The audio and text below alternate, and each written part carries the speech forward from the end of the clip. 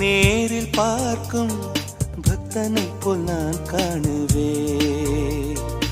ஒரு நாள் அது நடக்கும், திருநாள் என்னை அழைக்கும்.